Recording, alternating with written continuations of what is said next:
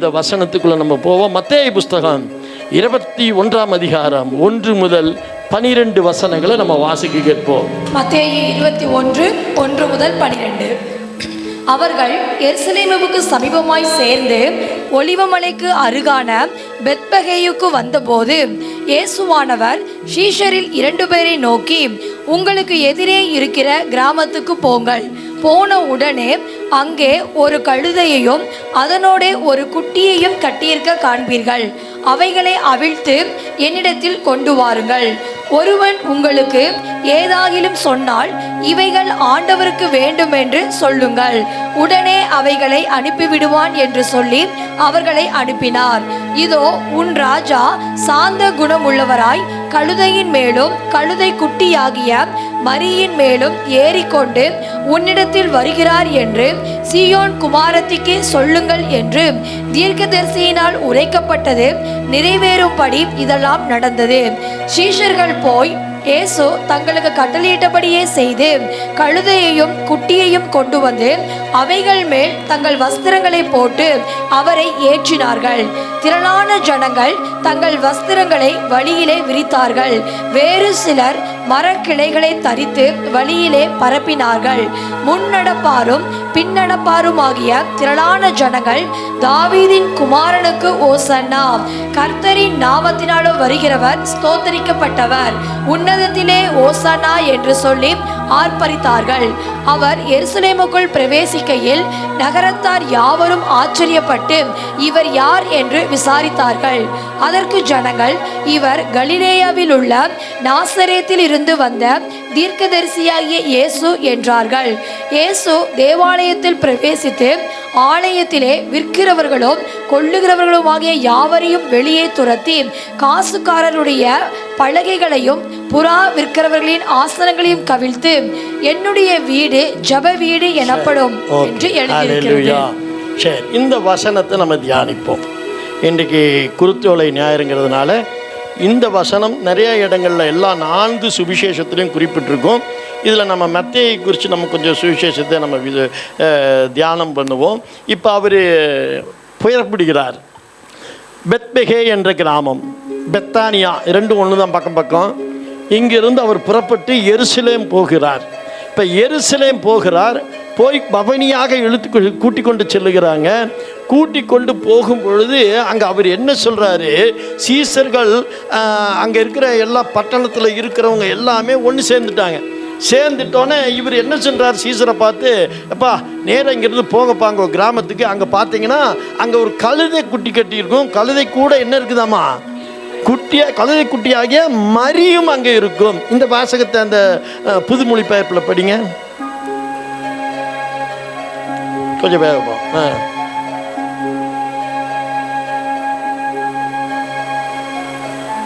மத்தேயு இதுலயும் எடுத்து வச்சுக்கோங்க. மத்தேயு 21 1 முதல் 12. இயேசு தம் சீடரோடு எருசலேமை நெருங்கி சென்று ஒலிவமலை அருகிலிருந்து பெத்பகு என்னும் ஊரை அடைந்த போது 2 சீடர்களை அனுப்பி, நீங்கள் உங்களுக்கு எதிரே இருக்கும் ஊருக்குள் செல்லுங்கள். சென்றவுடனே அங்கே கட்டி வைக்கப்பட்டிருக்கிற ஒரு கழுதையையும் அதனோடு ஒரு குட்டியையும் காண்பீர்கள். அவற்றை அவிழ்த்து என்னிடம் கொண்டு வர. மரியின் பேர் வரல, ரைட்டுங்களா? வந்துச்சுக்க, மரியின் வந்துடல. ஓகே, கழுதையும் கழுதை குட்டியும்ட்டாங்க. இதில் கழுதையும் ஏங்க, மகள் சீயோனிடம் சொல்லுங்கள், இதோ உன் அரசர் உன்னிடம் வருகிறார், அவர் எளிமை உள்ளவர், கழுதையின் மேல் ஏறி வருகிறார், கழுதை குட்டியாக மாரியின் மேல் அமர்ந்து வருகிறார். மாரி இது புது மொழிபெயர்ப்பு. இப்போ டிரான்ஸ்லேஷன் ஆக்சுவலி இது ஆர்சி பைபிளில் தான் அந்த டிரான்ஸ்லேட் வாங்கியிருக்காங்க, மற்றவங்க யாரும் வாங்கலை. இது நம்மளதில் மரி, அதில் மாரி. என்ன பிரதர் மரி மாரி பேர் வச்சுட்டாங்களா? இல்லை இல்லை, இதில் நீங்கள் தான் படிச்சிங்க. கைதட்டு சொல்கிறதா என்ன சொல்கிறதுன்னு தெரியலையே எனக்கு. சரி, ரைட், ஓகே. இப்போ மரி என்ன பிரதர் மரி அப்படின்னா, இப்போ கோழி பெருசு, அதோடைய குஞ்சுக்கு என்ன சொல்கிறோம், கோழி குஞ்சு, ரைட்டுங்களா? நாய்க்குட்டி என்ன சொல்லுவீங்க, நாய்க்குட்டி, பப்பியா என்னமோ சொல்லுவாங்க. இங்கே வித்தியாசமான பேர் உள்ள குட்டியை சொல்லுங்க பார்க்கலாம். ஏதாவது டைகரா? பயமுறுத்தாதுடா. ஏதோ குட்டி வேறு பேரில் ஏதாவது இருக்கா? ஏதோ ஒரு குட்டி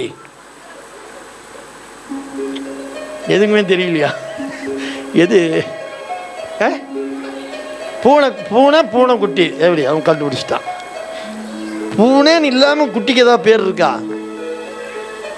சரி, இதே மாதிரி தான் கழுதை குட்டியை அவங்க என்னன்னு சொல்லிட்டு இருந்தாங்க? மரின்னு சொன்னாங்க. ஏன்னா நிறைய பேருக்கு இந்த சந்தேகம் இருக்குது, அது என்ன கழுதை குட்டி ஆகிய மரி மேலே ஏறி வந்தார் அப்படின்னு.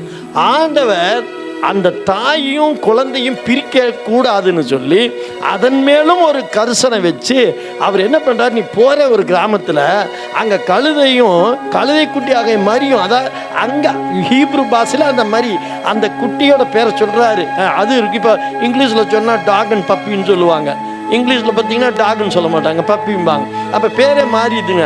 அந்த மாதிரி கழுதை குட்டி என்ன சொன்னார், அங்கே மறி நிற்கும், அதையும் கூட்டும், எனக்காக நீ என்ன பண்ணிடாத, தாயும் குட்டியும் பிரிச்சிடாத அப்படின்னு தாய் பிள்ளை என்ற அன்பை அங்கேயும் அவர் வெளிக்காட்டினார்.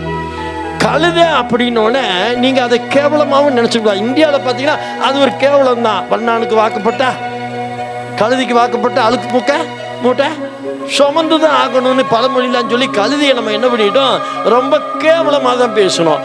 ஆனால் இஸ்ரேல் தேசத்தில் கழுதையை விட குதிரையை விட கழுதை தான் மேன்மையானது. ஆமேன்னு சொல்லுங்க பார்க்கலாம். அங்கே இன்னைக்கு போனவங்களும் யூத ரபிகளும் இன்னும் வேத பாரகர்களும் எழுதி வச்சிருக்காங்க என்னன்னா, கழுதையை விட விலை ஜாஸ்தி ஒட்டகம், குதிரையை விட விலை ஜாஸ்தி ஒட்டகம்தான். ஒட்டகத்தை விட விலை ஜாஸ்தி எதுன்னு பார்த்தா கழுதை தான்.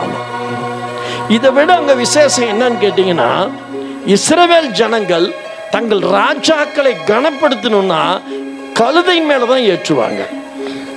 ஆனால் புறஜாதிகள் அவங்க கழுதையின் மேலே ஏற்ற மாட்டாங்க, குதிரையின் மேலே ஏற்றுவாங்க. இந்த ரெண்டு விஷயம் சம்மந்தப்பட்ட விஷயம் மெசேஜுக்கு. முதல்ல இஸ்ரவேல் பிள்ளைகள்லாம் ராஜாக்களை எங்கே கனப்படுத்துவாங்க? எதில்? கழுதையின் மேல். நீங்கள் பேசணும், நீங்கள் இஸ்ரவேல் ஜனங்கள் கழுதையில் ராஜாவை கூட்டிகிட்டு வரணும்னா கழுதையில் கூட்டிகிட்டு வந்தால் தான் ராஜா. புறஜாதிகள் யெகோவா தேவனை ஏற்றுக்கொள்ளாதவர்கள் அவர்கள் ராஜாக்களை கூட்டிகிட்டு வரணும்னா குதிரையில் தான் கொண்டு வருவாங்க. ஓகேவா? இது நம்ம இயேசுவுக்கும் நடந்தது, ரெண்டுமே நடந்தது. நம்ம இனி அடுத்த கட்டங்களில் நம்ம தியானிப்போம். 1 ராஜாக்கள் புஸ்தகம் 1ஆம் அதிகாரம் 33ஆம் வசனம். அவர்கள் ராஜாவுக்கு முன்பாக பிரவேசித்த போது ராஜா அவர்களை நோக்கி, நீங்கள் உங்கள் ஆண்டவனுடைய சேவகரை கூட்டிக் கொண்டு என் குமாரனாகிய சாலமோனை என் கோவேறு கழுதையின் மேல் ஏற்றி அவனை கீகோனுக்கு அழைத்து கொண்டு போங்க. எங்க ஏத்திட்டு வர சொன்னாருங்க? இதுல ஏத்தி கொண்டு வர சொன்னாரு, கோவேரி கழுதையில ராஜாவை கூட்டிட்டு வராரு பாருங்க. அதே மாதிரி நியாயாதிபதிகள் புஸ்தகம் 5:10 வாசிங்க.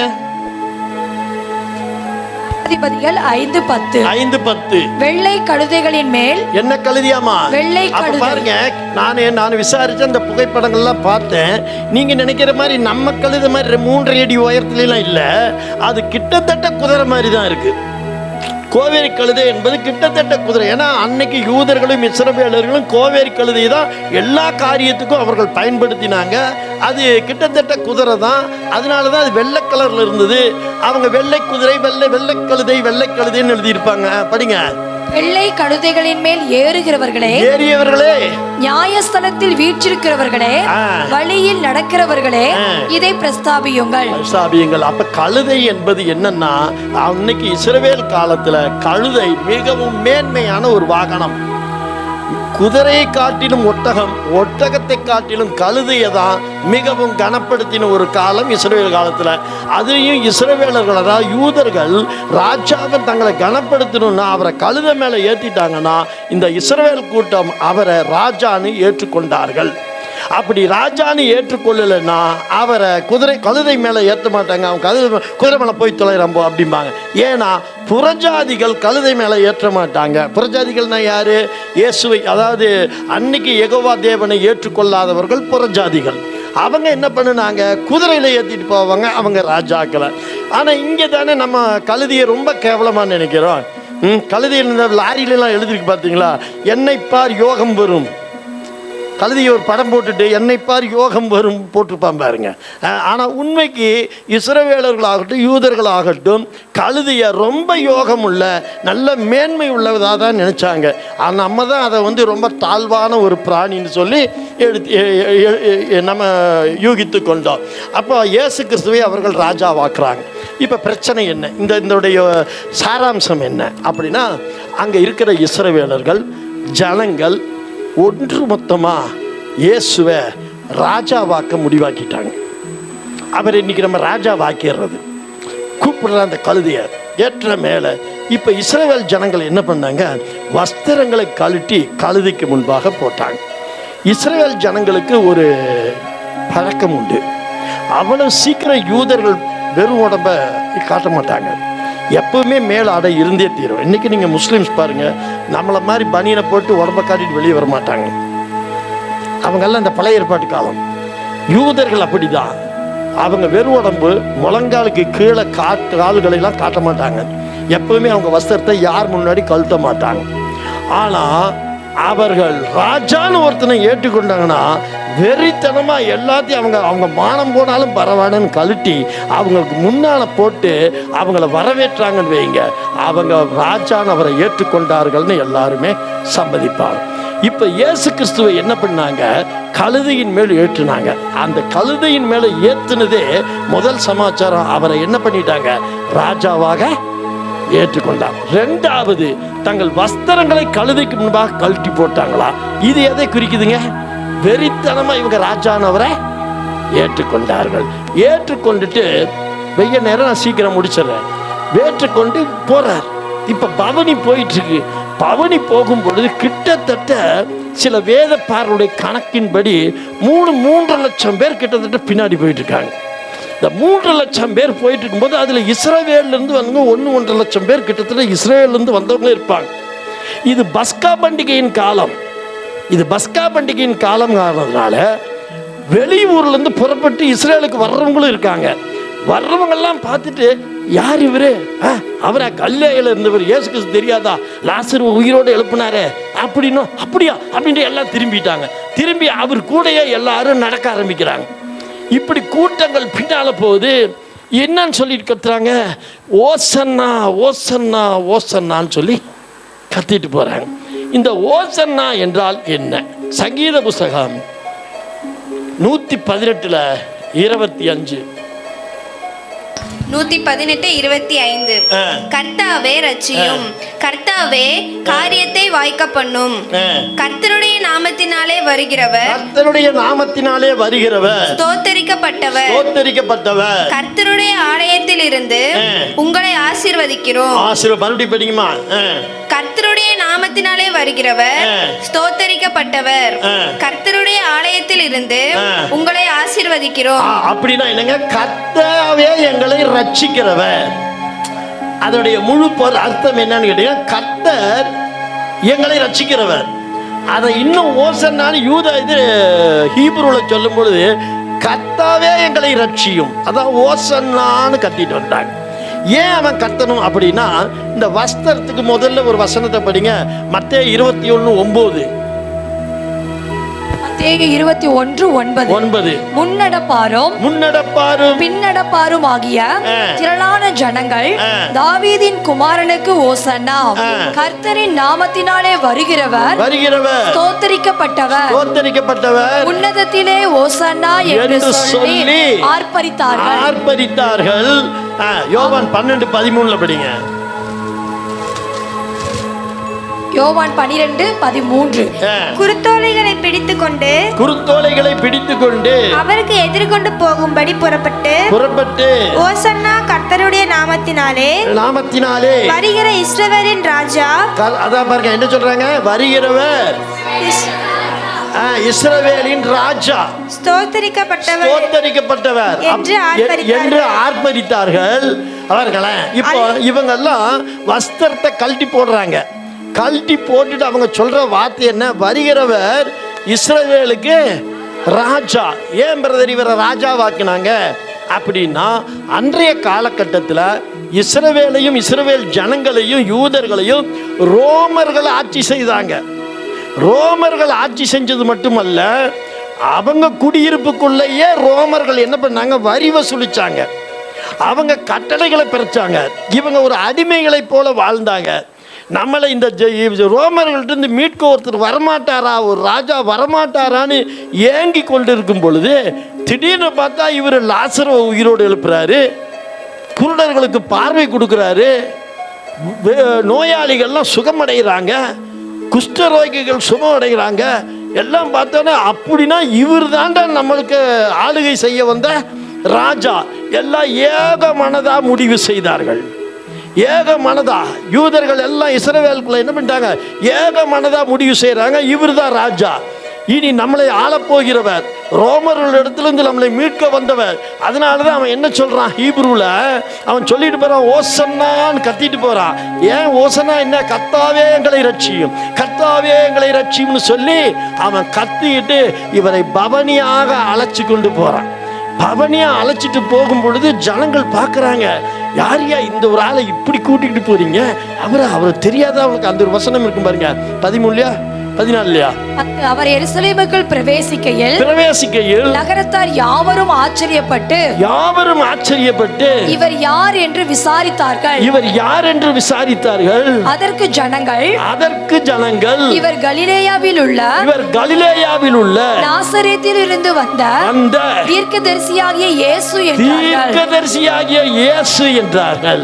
அப்படியா அப்படின்ட்டு ஒரு 2.5 லட்சம் பேர் மட்டும் இல்ல, அதுல இஸ்ரவேல்ல இருந்து புறப்பட்டவங்க ஒரு 1 லட்சம் பேர் இருக்குன்னு சொல்லி ரபிகள் எல்லாம் எழுதியிருக்காங்க. 3 லட்சம் பேர் வரும்போது அன்னைக்கு பஸ்கா பண்டிகையோட திருவிழா. அந்த பஸ்கா பண்டிகை பார்க்கறதுக்கு வெளியூர்ல இருந்தெல்லாம் ஜனங்கள் வந்துட்டு இருக்கிறவங்க கேள்விப்பட்டு அப்படியான்னு சொல்லி இவர் பின்னாடி வந்துட்டு இருக்காங்க. அப்ப இனிமே இவர் தான் நம்மளை ஆள போறாரா, இவர் தான் ராஜாவா, இவர் தான் நம்மளை எல்லாத்தையும் கவனிக்க போறாரா, வாங்கடா அதே ஓசன்னா ஓசன்னாங்கிறான். கர்த்தாவே எங்களை ரட்சியும், கர்த்தாவே எங்களை ரட்சின்னு கத்திட்டு போறாங்க. இவர் அப்படியே உட்கார்ந்துட்டு அவரே போயிட்டு இருக்கார். இப்படியே போயிட்டு இருக்கும் பொழுது இப்போதான் என்ன பிரச்சனை, அங்கே போகும்போது நான் ஏற்கனவே உங்களுக்கு பிரசங்கம் பண்ணியிருக்கேன், அந்தோனியா கோட்டை. என்ன கோட்டைங்க? இல்லைன்னா பிலாத்து கோட்டை, மனசில் வச்சுக்கோங்க, பிலாத்து கோட்டை. இப்போ இவங்க எருசலேமுக்கு சமீபமாக வந்தாச்சு. எருசலேமுக்கு சமீபமாக வரும்போது கவனிக்கிறீங்களா, கவனிங்க, எருசலேமுக்கு சமீபமாக வரும்பொழுது 2 ரோடு பிரியுது. ஒன்று இடது கை பக்கம் ரோடு பிரியுது, ஒன்று வலது கை பக்கம் ரோடு பிரியுது. நீங்கள் வந்தவங்க வலது கை பக்கம் திரும்பினா பிலாத்து கோட்டை, வலது பக்கம் எங்கேங்க, என்ன பாருங்க, பேசிட்டு இருக்காதீங்க, என்ன பாருங்க, என்னங்க வலது கை பக்கம் திரும்பினா என்ன இருக்குது, பிலாத்து கோட்டை. இடது கை இருக்குன்னா தேவாலயம். எருசலேம் பக்கத்தில் வந்துட்டாங்க. டீ ஜாயிண்ட்டுன்னு இப்போ சொல்லுவோம் நம்ம. கழுத பவனி வந்துட்டு இருக்கு, ஓசன்னா கீதம் பாடுவோம் வந்துகிட்டு இருக்கு. வந்தோடனே இப்போ 1 ரோடு வலது கை பக்கம், 1 ரோடு இடது பக்கம் என்ன இருக்குது, வலது கை பக்கம் என்ன இருக்கு. சரி, இப்போ இங்கே கூட்டம் இருக்கு பார்த்தீங்களா, என்ன கவனிக்கிறீங்களா? கூட்டம் வந்து இவங்களுக்குள்ள என்ன மனநிலை இருந்தது, இவரை என்ன பண்ணிடலாம், ராஜாவாக்கிடலாம். இவரை ராஜா ஆக்குறது உறுதி. நேரா என்ன பண்றோம், வலது வைக்கம் திரும்பி பிலாத்து கோட்டைக்கு போய் பிலாத்து ஒரே தூக்கிட்டு ஐயா உட்கார வச்சுட்டோம்னா நாளையிலிருந்து யூதர்களுடைய ராஜா இயேசு கிறிஸ்து நமக்கு எல்லா அற்புதங்களையும் செய்வார். அவர் வந்துட்டாருன்னா அப்பம் கிடைக்கும், எப்போ வேணா பசியா இருந்தா உடனே கொடுத்துருவாரு, எல்லாம் இந்த கிடைக்குமே நமக்கு தான். ஆக நாளைக்கு பிலாத்து காலி, இனி நம்ம ராஜா தான் அங்கே உட்கார போறார். சந்தோஷமா பாடிட்டு போயிட்டு இருக்கான். ஏசு இப்படின்னு பார்க்குறாரு, என்னடா இவ்வளோ சந்தோஷமா இருக்காங்களேன்னு. அவருக்கு தெரியும் என்ன நடக்க போகுதுன்னு. இங்கே என்ன நடக்க போகுது, இப்போ கழுதை குட்டி நேரம் அந்த டீ ஜாயிண்ட்டுக்கு வந்துருச்சு. வந்தோடனே ஏசு என்ன பண்ணார், கழுதைகிட்ட ஒரு தட்டு இடது கை பக்கம் திருப்பி வந்துட்டார். இப்போ கழுதை என்ன பண்ணிருச்சு, இடது பக்கம் திரும்பி திரு முடிக்கிறான். ஐயா ரோடு இந்த பக்கம், ஐயா ரோடு இந்த பக்கம்ங்கிறாரு. இவருக்கு தெரியும் ஓசன்னா பாடணும் தான் இன்னொரு 4 நாள் என்ன பண்ண போறான், இவரை சிலுவையிலே அறையும்னு சொல்ல போறான். இப்போ இவனுக்கு பயங்கர கோபமாயி இப்போ இவர் தேவாலயத்துக்கு போறார். ஏன்னு கேட்டிங்கன்னா அன்னைக்கு பஸ்கா பண்டிகை. ஆமீன் சொல்லுங்க. அன்னைக்கு என்ன பண்டிகை, பஸ்கா பண்டிகை. பஸ்கா பண்டிகைன்னு சொன்னால் ஒரு ஆடை பலி கொடுக்கணும். அதை பலி கொடுக்கணும்னா 6 நாட்களுக்கு 5 நாட்களுக்கு முன்பாகவே தேவாலயத்துக்கு கூட்டிகிட்டு போய் ஆசாரியனுக்கு முன்பாக நிறுத்தி, ஐயா பார்த்துக்குங்க ஐயா, இதை தான் நான் பலி கொடுக்க போகிறேன், ஏதாவது பல்லில் கிள்ளில் சொத்த கித்த இருக்கான்னு பாருங்கள், கால் கீழ் நொண்டி இருக்கான்னு பாருங்கள், கண்ணு குருடான்னு பாருங்கள் அப்படின்னு போய் ஆசாரியன்ட்ட கொடுக்கணும். ஆசாரியன் பல்லு செக் பண்ணுவான், கண்ணு செக் பண்ணுவான், எல்லாத்தையும் செக் பண்ணி சரி பத்திரமா போய் வச்சுக்கோ, ஈஸ்டர் அன்னைக்கு வந்து வெட்டி, இது குட் ஃப்ரைடே அன்னைக்கு வெட்டிடு. சார் இன்னைக்கு என்ன, இன்னையிலேருந்து எத்தனாவது நாள் வருது பாருங்க, 5 நாளுக்கு முன்பாக இன்னைக்கு தான் பஸ்கா பலிக்கு ஒரு ஆடு கூட்டிட்டு போறாங்க. 2 சம்பவம் நடக்குது. அந்த பக்கம் ஒரு சம்பவம் நடந்துட்டு இருக்கு. அந்த சம்பவத்துக்காக எங்கெங்கேயோ இருந்து வராங்க ஜனங்கள்லாம். அவங்க பாவ நிவாரணிக்காக பலி கொடுக்க ஆடுகளை கொண்டுட்டு வராங்க. ஏன் அன்னைக்கு பஸ்கா பண்டிகை. ஆனால் உலகத்துக்கு தேவன் ஒரு பண்டிகை வச்சார். அதே பஸ்கா பண்டிகையில் ஒரு பலியை இயேசு கிறிஸ்துவ பலியாக வச்சார். அங்கே அதே அப்படியே தான் நடக்கணுங்கிறது வேத விதி. அப்போ அங்கே ஒரு ஆடு தயாராகுது, இங்கே ஒரு ஆடு தயாராகுது. தேவன் அதுக்காக தான் அந்த பவனியை ஏற்படுத்தினார். இங்கே ஆட்டை என்ன பண்ணுறாங்க, எல்லாம் குளிச்சு ரெடி பண்ணி கொண்டு வரான் ஆசாரியன்ட்ட. இங்கே இயேசு கிறிஸ்துவை பெரிய கழுதையை கொண்டு வந்து, குருத்தோலைகளை கொண்டு வந்து சந்தோஷத்தில் ஆர்ப்பரித்து இவங்க என்ன பண்ணுறாங்க, ஓசன்னான்னு சொல்லி, ஏன்னா இனிமேதப்பா எங்களை ரசிக்க போறார் என்று சொல்லி இவன் கூட்டிகிட்டு வரான். எல்லாத்தையும் அறிந்தவராக மௌனமாக வந்தார். கரெக்டாக அந்த டேர்னிங் பாயிண்ட், அந்த டேர்னிங் பாயிண்ட்ல நிற்கும் போது எல்லாரும் பிலாத்தினுக்கு காலிடா அப்படின்னு நினைச்சிட்டு இருக்கான். கழுதை இடது பைக்கம் திரும்பிச்சு. இடது பைக்கம் திரும்பினோன்னே இவனுங்களுக்கெல்லாம் திருத்திருன்னு முழிக்கிறானுங்க. என்னடா இது, வலது பக்கம் தானே அரண்மனை, வலது பக்கம் தானே பிலாத்து கோட்டை, அங்க போகணும் தானே ஓசனா சொல்லிட்டு வந்தோம், இந்த ஆள் இப்படி திரும்பிட்டானே, இவனை நம்பிட்டு வந்தா பொழப்பு கிழிஞ்சது போ அப்படின்னு சொல்லிட்டு இயேசு மேல அப்பதான் கோபம் வந்துச்சு. இயேசு மேல அவங்களுக்கு ஏற்பட்ட கோபம் அதான். இவங்க எல்லாம் திரும்பி இப்படியே பார்க்கறாங்க. கழுதை நேரா தேவாலயத்துல போய் நிக்குது. நல்லா தெரிஞ்சுக்கங்க, அவர் வலது பக்கம் திரும்பி பிலாத்து கோட்டைக்கு போயிருந்தா யூதர்களுக்கு மாத்திரமே ராஜா. அவர் இடது பக்கம் போய் தேவாலயத்தில் ஆசாரியனுக்கு முன்பாக பலியாடா நின்னதுனால உலகத்துக்கே ராஜா. கரங்களை தட்டி தெரியுமா, இவருக்கு நல்லா தெரியும் நான் எதுக்கு வந்திருக்கேன்னு. யூதனுக்கு மட்டும் ராஜாவா வரல, நான் புறஜாதிகளுக்கு ராஜா. உலகத்தின் பாவத்தையே நான் போக்கி உலகத்துக்கே நான் ரட்சகராக இருப்பேன். இந்த உலகத்தை ரட்சிக்க வந்தவன் நானே. நான் பஸ்கா பலியாது. அது எப்படி ஒருத்தனுக்காக நான் பலியாக முடியும்? நான் முடியாது. ஆனால் அவன் சந்தோஷத்தையும் நான் கெடுக்கல, ஆனதாகட்டும். ஆனால் அவருக்கு தெரியும், யோசனாவா போடுற, நீ தாண்டா சொல்ல போற. அப்புறம்தான் அவங்களுக்கு இப்போ வெறுப்பு. ஏன் இஸ்ரவேலுக்கு இன்னும் வெறுப்பு? இன்னும் நீங்கள் சில முஸ்லீம்கிட்ட போய் கேட்டு பாருங்க, அவங்க சொல்லுவாங்க அவரை சிலுவையில் அறையவே இல்லைம்பாங்க. ஆனால் அவங்க அப்படி எழுதி வச்சுட்டாங்க, அவரை கொல்லவே இல்லை, அவர் சாகவே இல்லைன்னு தான் இன்னைக்கும் சொல்றாங்க. ஆனால் நாங்கள் ஏற்றுக்கொள்ளுகிறோம், ஈசா அலைஹிஸ்ஸலாம் நாங்கள் ஏற்றுக்கொள்ளுகிறோங்கிறாங்க. ஆனால் அவர் சாகலைங்கிறாங்க, அவரை சிலுவையில் அறையிலைங்கிறாங்க. ஏன்? அவர் மேலே அன்றைக்கே ஏற்பட்ட வெறுப்பு. நம்ம என்ன நினச்சிட்டு இந்த ஆளுக்கு என்னென்னலாம் செஞ்சு கூட்டிகிட்டு வந்தா, இந்த ஆள் இடது பக்கம் திரும்பி நேராக தேவாலயத்துக்கு போயிட்டாரு, ஆசாரின்ட்டு போய் தலை திக்கு நின்றுட்டாரு, பலி ஆரம்பிச்சிருச்சு. இதுதான் தீர்ப்புனெல்லாம் போய் வர்ற 5ஆம் நாள் அந்த ஆடு பலியாகுது. உலகத்துக்கே மீட்பு கொடுக்கும்படியாக, வேத வாக்கியங்கள் நிறைவேறும்படியாக, கர்த்தருடைய திட்டம் நிறைவேறும்படியாக இந்த குருத்தோலை ஞாயிறு இது ஆரம்பம், பஸ்காவின் ஆரம்பம். இதுல நீங்களும் நானும் என்னுடைய உலகத்தின் ஒட்டுமொத்த பாவங்களையும் கழிக்க அவர் இடதுபுறமாக திரும்பி தேவாலயத்துக்குள்ள போனார். தேவாலயத்துக்கு முன்பாக ஆசாரியனுக்கு முன்பாக நான் பலியாக நிற்கிறேன்னு சொல்லி நின்னார். நான் சொன்னேன், அந்த ஆடு இன்னைக்கு தான் பரிசோதனைக்கு உட்பட்டது. குருத்தோலை ஞாயிறுல தான் அந்த ஆடு பரிசோதிக்கப்படுது. பல்லுல சொத்தையா, கண்ணுல சொத்தையா, காலில் சொத்தையா, உடம்புல சொத்தையா பரிசோதிக்கப்பட்ட நாள் குருத்தோலை ஞாயிறு. இயேசுவும் போய் நிற்கிறாரு. ஆடுகளை இன்னைக்கு தான் நிறுத்துவாங்க, ஏன்னா பஸ்கா வருது 5ஆவது நாள்ல.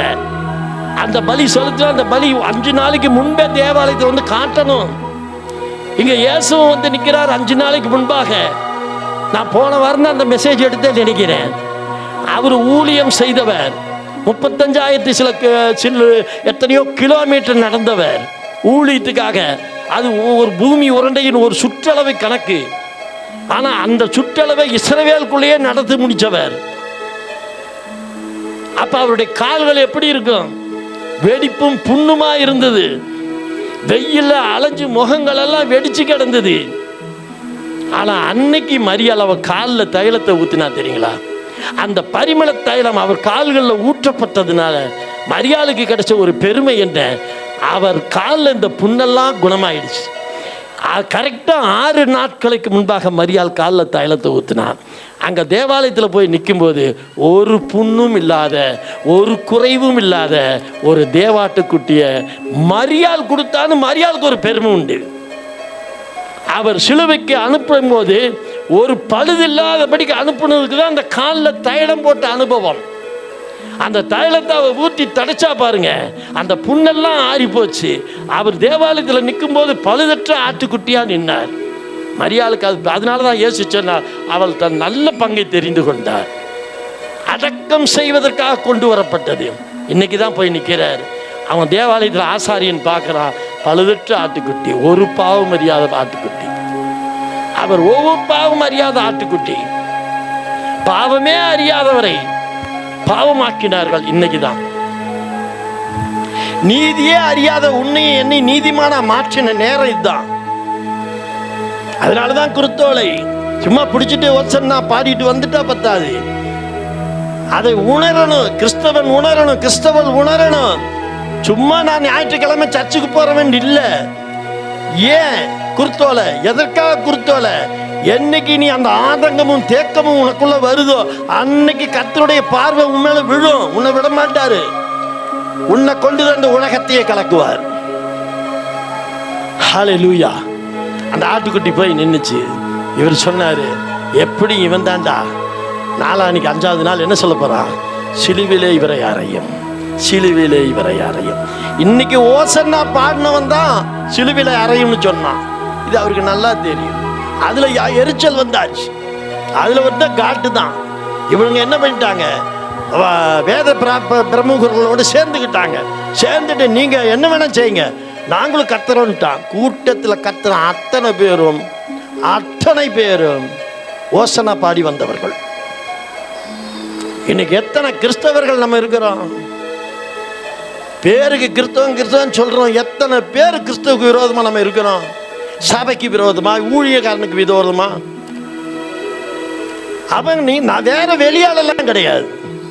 இன்னைக்கு பால் தினகரில் குறை பேசிட்டு ஒருத்தன் ஃபேஸ்புக்கில் பேசிக்கிட்டு இருக்கிறான்.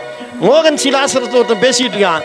யாருன்னு நினைக்கிறீங்க? ஒருத்தன் ஜான், இன்னொருத்தன் பிலிப்பு, முருகதாசன் ஒருத்தனும் இல்லை. எல்லாம் நம்ம ஆள் தான். அவருக்கே தான் வேட்டு வச்சாங்க. இன்னைக்கு ஆயத்தமான நாள். இந்த உலகத்துக்கே ஒரு ரட்சிப்பு வருவதற்காக ஆயத்தமாகி தன்னையே பலியாக ஒப்பு கொடுத்து நின்ன ஒரு நாள். அவருக்கு தெரியும், டேய் பிலிப்போ போய் தூக்குறதுக்கு எனக்கு எவ்வளவு நேரம் வேணும், எவ்வளவு நேரம் வேணும். வேதம் சொல்லுது, மாம்சத்தோடும் ரத்தத்தோடும் உங்களுக்கு போராட்டம் இல்லைடா. அதான் மனுஷங்கிட்ட போராட்டம் இல்லை, வானமண்டலத்தின் பொல்லாத ஆவியின் சேனைகளோடு போராட்டம்டா. அப்படின்னா அங்கே என்ன நடக்கும் தெரியுங்களா? ஒரு யுத்தம் நடக்கணும்னா இயேசு போய் அங்கே ராஜா, ஏன்னா கிட்டத்தட்ட 5 லட்சம் பேர் பின்னாடி நிற்கிறான். 5 லட்சம் பேர் உள்ள பூந்தா பிலாத்தோடைய நிலைமை என்ன? அவருக்கு நல்லா தெரியும். நான் ஒரு மனுஷனை அதான் ஜெயிச்சு அந்த ராஜாவை இவங்க இழுத்துட்டு ரோட்டில் போகணும். அப்போதான் இந்த ஜெயிச்ச ராஜாவாகணும். நான் வந்து பிலாத்துவை இழுத்துட்டு போகிறதுக்கு வரலப்பா. பிலாத்துவை இழுத்துட்டு போனால் யூதர்களுக்கு மட்டும், இஸ்ரேல் தேசத்துக்கு மட்டும் நான் ராஜாவாக இருந்திருப்பேன். ஆனால் நான் இந்த பக்கம் திரும்பி சாத்தானை இழுத்துட்டு போனேன் பத்தியா, உலகத்துக்கே ரட்சிப்பு. கரங்களை தட்டி கத்திரை ஹல்லேலூயா. உலகத்துக்கே ரட்சிப்பு வந்ததுன்னு சொல்லி தேவன் ஹல்லேலூயா நம்ம இது பண்ணுறாரு. அதனால தான் அவரை தாயும் நீங்கள் தான். ஏன்னா குட்டி மரியாள் தாய் பிள்ளைன்னு அவர் எல்லாரும் மேலே தன்னுடைய கரிசனையை வைத்த தேவன். இந்த நாள் உங்களுக்காக எங்களுக்காக மீட்கப்பட்ட ஒரு நாளுங்கிறதுல எந்த விதமான சந்தேகமும் இல்லை. ஹல்லேலூயா. சரி, அப்போ இந்த நிகழ்ச்சியை மீண்டும் நீங்க நினைவுபடுத்தி பார்த்தீங்க அப்படின்னா, எங்கிருந்து கூட்டிட்டு வந்தாங்க? பெத்லகேம்ங்கிற கிராமத்திலிருந்து எங்க கூட்டிட்டு வராங்க? எல்லாரும் பதில் சொல்லல. பெத்லகேம்லேருந்து எங்கே கூட்டிகிட்டு வந்தாங்க? எருசலேம் கூட்டிகிட்டு வந்தாங்க. எதில் கூட்டிகிட்டு வந்தாங்க? கழுதைகள் மேலே கூட்டிகிட்டு வந்தாங்க. சரி, கழுதை மேலே கூட்டிகிட்டு வந்து என்ன சொல்லி சத்தம் போட்டாங்க? ஓசன்னா என்ன அர்த்தம்? கர்த்தாவே சொல்லுங்க எல்லாம், கர்த்தாவே. ஓசன்னா வந்து ஈப்ரு பாஷை, நம்மளும் அதையே சொல்லிட்டு இருக்கிறோம். ஆனால் தமிழில் சொன்னால் கர்த்தாவே ரட்சியும், கர்த்தாவே ரட்சியும் அப்படின்னு சொல்கிற ஒரு காரியம். Right, okay. கொலேசியர் புஸ்தகம் 2ஆம் அதிகாரம் 14ஆம் வசனத்தை நம்ம வாசிக்க கேட்போம். 14. நமக்கு எதிரடையாகவும் கட்டளைகளால் நமக்கு விரோதமாகவும் இருந்த கையெழுத்தை குலைத்து அதை நடுவில் இராதபடிக்கு எடுத்து சிலுவையின் மேல் ஆணி அடித்து துரைத்தனங்களையும் அதிகாரங்களையும் உரிந்து கொண்டு வெளியரங்கமான கோலமாக்கி அவைகளின் மேல் சிலுவையிலே வெற்றி சிறந்தார். ஹல்லேலூயா. ஓகே, இப்போ கழுதை இவங்க எல்லாம் என்ன நினைச்சிட்டாங்க தெரியுங்களா? கழுதையின் மேல ஏறி வந்துட்டா ராஜா. யூதர்கள் என்ன நினைச்சிட்டாங்க? கழுதையின் மேல ஏறி வந்ததுனால இவர் வெற்றி அடைஞ்சிட்டாரு, இவர் ராஜாவாயிட்டாருன்னு சொல்றாங்க. ஆனா இல்ல, அவர் கழுதையின் மேல ஏறினதுனால வெற்றி இல்லை, அவர் சிலுவையின் மேல ஏற்றப்பட்டதுனால தான் அவர் அடைந்த வெற்றின்னு சொல்லி அழகா கொலேசியருக்கு பவுல் எழுறாரு. துரைத்தனங்களையும் அதிகாரங்களையும் உரிந்து கொண்டுனா யாருக்குங்க? இதெல்லாம் ஆவியில நடந்தது, பிசாசுக்கு. அவனுடைய வல்லமை, அவன் தந்திரங்களை எல்லாம் அவர் உரிந்து கொண்டுனா எடுத்து வெளியரங்கமான கோலமாக்கி அவனை அம்மனமாக்கிட்டாருங்கிறாரு. அவைகளின் மேல் சிலுவையின் மேல நான் சிலுவையில் அறைந்ததுனால தான் ஏற்பட்ட வெற்றி, சிலுவையில் அறைந்ததுனால தான் ஏற்பட்ட வெற்றி. அல்லேலூயா. சரி, இப்போ பாருங்க, அவர் சொல்றாரு, நான் மாம்சத்தோடு ரத்தத்தோடு எனக்கு போராட்டம் இல்லை. அப்படின்னா மாம்சத்தோடு ரத்தத்தோடு என்னங்க? மனுஷங்கள்ட்ட சண்டையெல்லாம் எனக்கு இல்லைப்பா. நான் ஆவியில் சாத்தானோட இடுகிற சண்டை, அந்த சண்டையில் அவனை எல்லா வல்லமைகளையும் நான் உறிஞ்சிட்டு நான் சிலுவையில் வெற்றி சிறப்பேன், கழுதையின் மேல் இல்லை. நான் ஒரு சின்ன பையனாக இருக்க ஒரு காலத்தில் பார்த்தீங்கன்னா ஆட்சியில் தான் நினைக்கிறேன், ஃபாதர் கழுது மேலே வேலைக்கு வச்சு எல்லாம் ஓசனை நாங்களாம் பாடி சுற்றுறோம். ஃபாதர் கழுது மேலே உட்காந்துட்டார் ஜிம்மில். ஆமாம், கழுதையின் மேலே கொண்டு ஓசன்னா பாடிட்டு போகிறாங்க. இதெல்லாம் செய்ய சொல்லல அவருக்கு கழுதையின் மேலே ஏறுனதுனால வெற்றி அல்ல, சிலுவையின் மேலே. சிலுவையின் மேலே இவர் ஏறுவார சிலுவையில். ஆனால் பிலிப்பைனில் பார்த்தீங்கன்னா குட் ஃப்ரைடே அன்னைக்கு நிறையா பேர் கோயிலில் போய் எழுதி கொடுத்துருவாங்களாமா, என்ன சிலுவையில் அறைங்கன்னு. ஆணியில் அடித்து தொங்க விட்டவங்களாம் இருக்காங்க. ஆமாம், தொங்கிட்டு கிடப்பாங்க. அப்புறம் கைத்தில் இப்படி கட்டி வச்சு தொங்க விட்டுலாம் ஒரு நாள் ஃபுல்லாக தொங்கிட்டு இருப்பாங்க. இப்படி எல்லாம் தங்களை ஒப்பு கொடுத்தாங்க. நீ ஏண்டா செய்கிற? நான் செஞ்சுட்டேன் உனக்காக, நீ ஒன்றே ஒன்று செய்யி, தேவராஜ்யத்தை மகிமைப்படுத்து. இப்போ உங்கள் வேலை என்ன? வேலை என்னங்க? தேவராஜ்யத்தை மகிமைப்படுத்துவது தான் நம்மளுடைய வேலை. சரி, இப்போ பாருங்க, ஒரு இடத்துல அவர் சொல்கிறாரு, எப்போ கானா ஒரு கல்யாணத்தில் சொல்கிறாரு. என்ன சொல்கிறாரு? அவங்க அம்மா சொல்கிறாங்க, தம்பி உனக்கு எதாவது செய்ய முடிஞ்சா செய். அவர் என்ன சொன்னாருங்க? இன்னும் எனக்கு என் வேலை வரவில்லைன்னு சொல்கிறார். இன்னும் என்னுடைய வேலை வரல. எடுங்க பார்க்கலாம். யோவான் 2:4. 2:4. சரி, படிச்சிருங்க. அதற்கு இயேசு, ஸ்திரீயே, எனக்கும் உனக்கும் என்ன? என் வேலை இன்னும் வரவில்லை என்றார். வேலை இன்னும் வரல அப்படின்னு சொன்னவர் யோவான் புத்தகம் 12:23 படிங்களேன். யோவான் 12:23.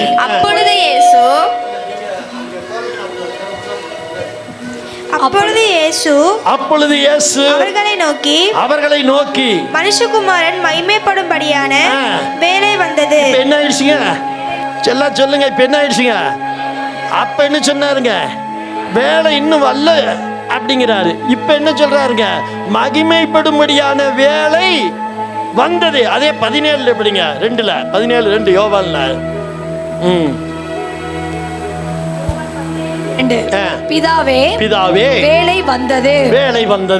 விடுங்க. இப்ப வேலை வந்துருச்சு அப்படின்னா என்ன வேலை வந்துருச்சு?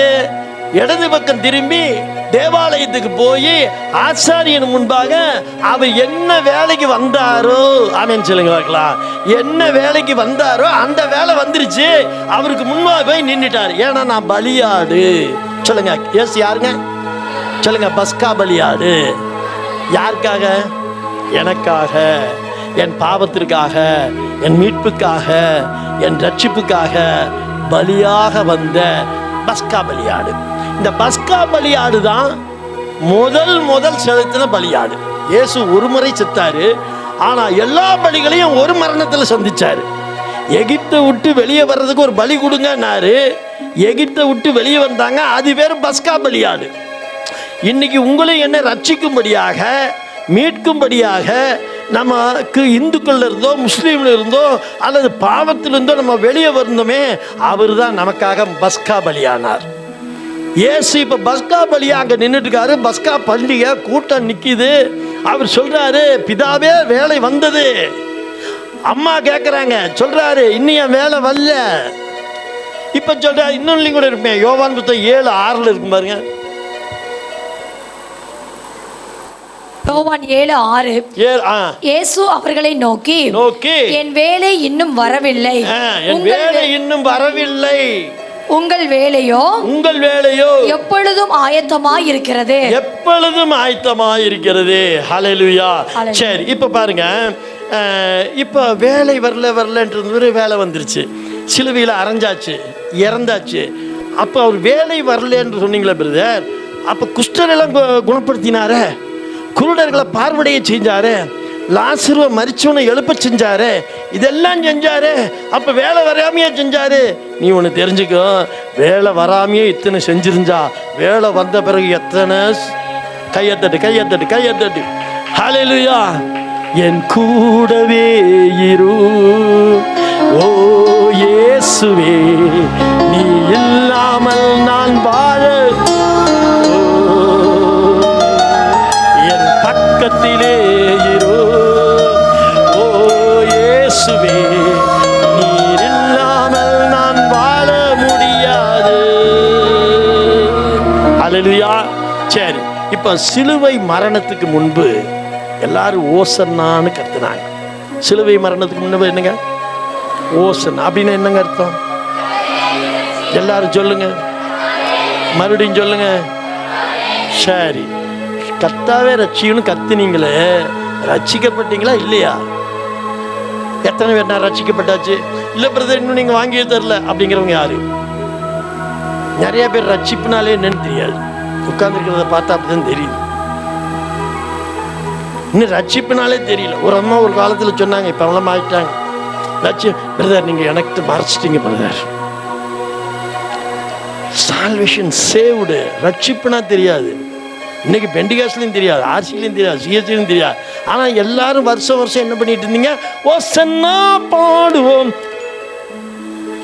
ஓசன்னான்னு கத்திக்கிட்டு இருப்பாங்க. ரட்சிப்புன்னு கேட்டால் தெரியாதவன். What is the meaning of ரட்சிப்பு? ரட்சிப்புனா என்னங்க? எவன் ஒருவன் எங்க அப்பாவால நான் கிறிஸ்டியன், எங்க அம்மாவால கிறிஸ்டியன் சொன்னீங்கன்னா இன்னும் நீ ரட்சிக்கப்படுற. கர்த்தர் என் தெய்வம், அவரை நான் ஆண்டவராய் ஏற்றுக்கொண்ட என் வாழ்நாளில் இனி அவர் தான் எனக்கு எல்லான்னு எவன் சொல்றானோ அந்த தினமே அவன் ரட்சிக்கப்பட்டான். யாரெல்லாம் அவரை தன் சொந்த ரட்சகராய் ஏற்றுக்கொள்கிறார் அவன் எல்லாம் அவருடைய பிள்ளைகளாகும்படி அதிகாரம் கொடுத்தார். அப்போ என்னைக்கு நீங்கள் அவரை உங்கள் ஆண்டவர்னு ஏற்றுக்கொண்டீங்களோ அன்னைக்கே ரட்சிப்பு என்னாச்சுங்க வந்தாச்சு. ரட்சிப்பு வந்த பிறகு ஓசன்னான்னு கத்த முடியாது. வழியில் உலக நடப்பு கத்துறோம். இப்போ மறுபடியும் ஓசன்னான்னு கத்துனா என்ன அர்த்தங்க? ரட்சிப்பு மேலே உனக்கு நம்பிக்கை, ரட்சிப்பு மேலே உனக்கு என்ன இல்லைங்க நம்பிக்கை இல்லாதனால் மறுபடியும் கர்த்தாவே ரட்சியும், கர்த்தாவே ரட்சியும், அதான் ஓசன்னா பாடுவோம். அப்போ சிலுவையில் அரைஞ்ச பிறகு என்ன பிரதர்? எடுங்க வெளிப்படுத்தல் புஸ்தகம் 7:9-10 படிங்க. விசேஷம் 7:9-10. இவைகளுக்கு பின்பு நான் பார்த்தபோது இதோ சகல ஜாதிகளிலும் கோத்திரங்களிலும் ஜனங்களிலும் பாஷைக்காரரிலும் இருந்து வந்ததும் ஒருவனும் என்ன கூடாததுமான திரளான கூட்டமாகிய ஜனங்கள் வெள்ளை அங்கிகளை தரித்து கொண்டு தங்கள் கைகளில் குருத்தோலைகளை பிடித்து, அதாவது ரட்சிக்கப்பட்ட பிறகு வந்த ஒரு குருத்தோலை, இப்ப என்ன சொன்னாங்க?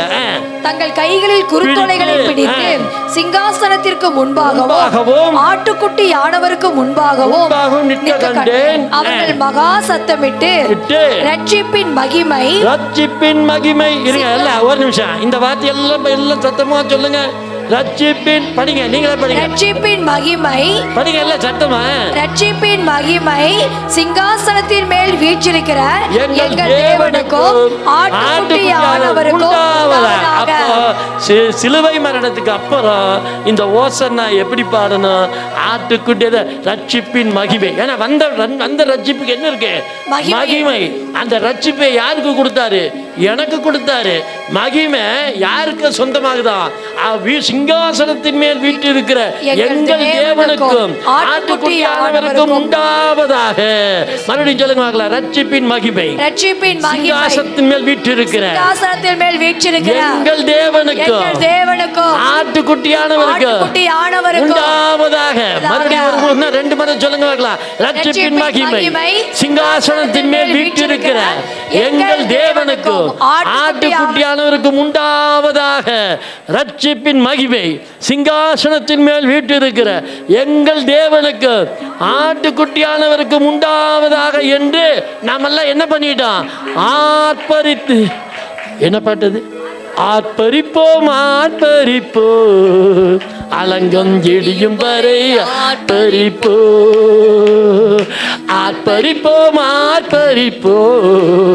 அலங்கம் இடியும் வரை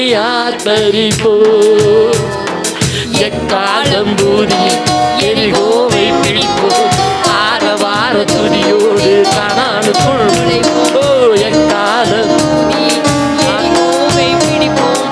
ஆரவார துதியோடு காணானுக்குள் நேரமல்லோ. இதான் எழுப்புதல் காலமல்லோ. இது எழுப்புதலின் நேரமல்லோ. இது யோசுவாவின் காலம்.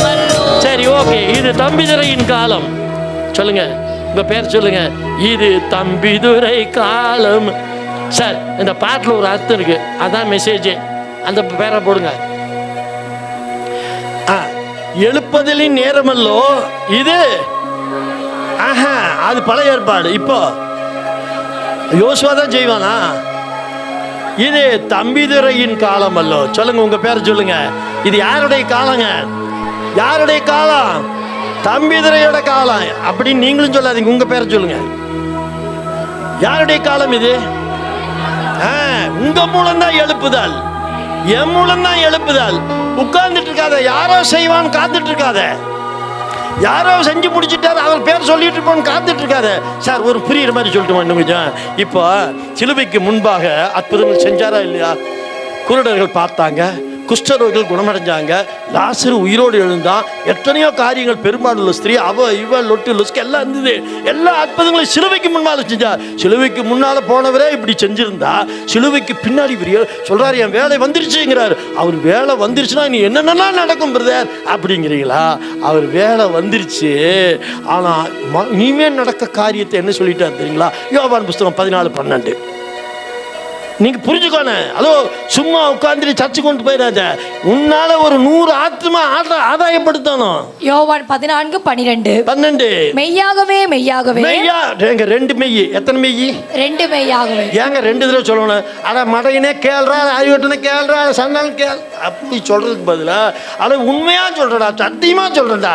ஒருத்தர் நீ நம்ப மாட்டியாமா? அதனால அவர் சொல்றாரு பாருங்க, மெய்யாகவே மெய்யாகவே நான் உங்களுக்கு சொல்லுகிறேன். நான் என் பிதாவினிடத்திற்கு போகிறபடியினால். எங்க போறாருங்க? பிதாவினிடத்திற்கு போறதுக்கு முன்னாடி அற்புதம் செஞ்சுட்டாரு.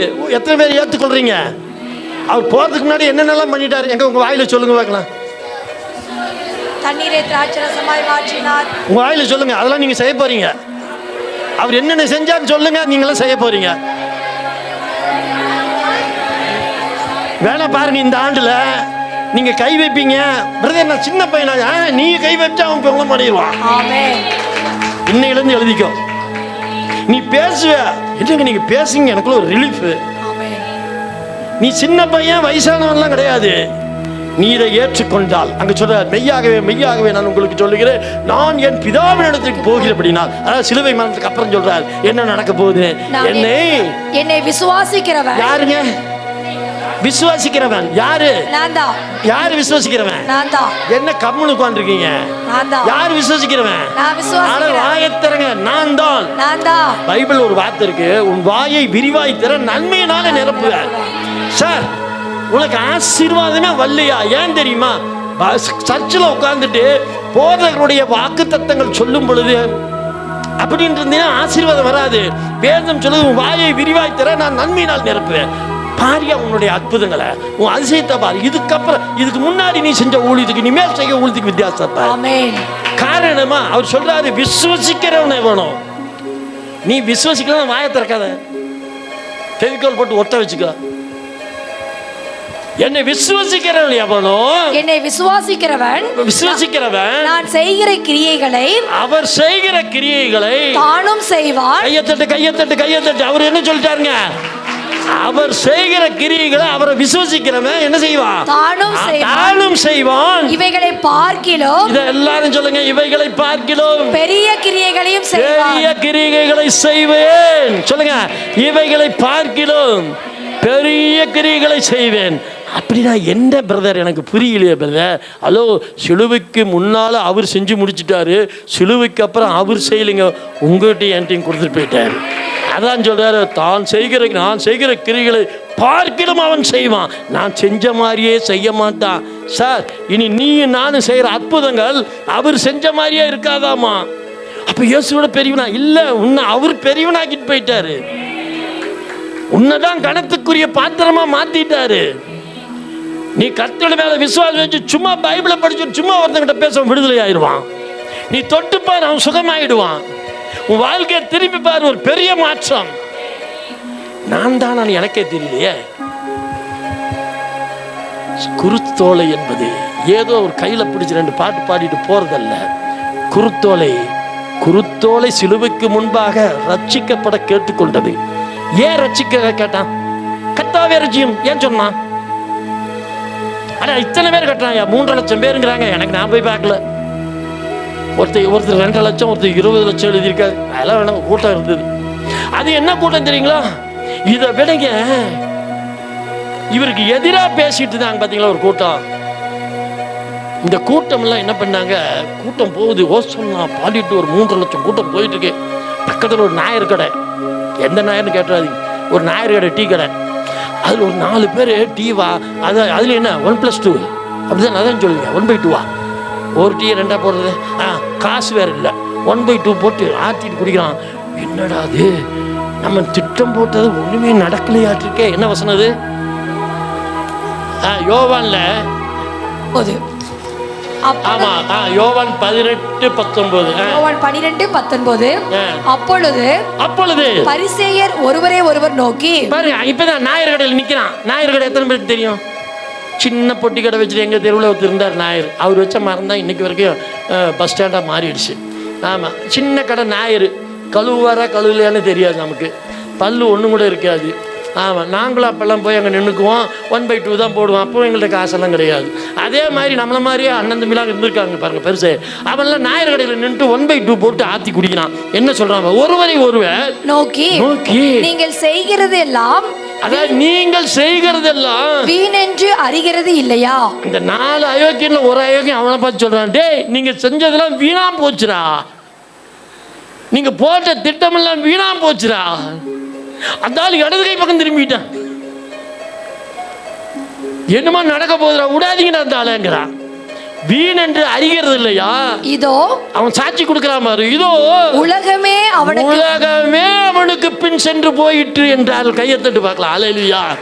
அப்ப ஒரு ஊரே தூங்குது. எத்தனை பேர் போய் பார்த்தீங்க ஊர் பூரா போய் தூங்குறத?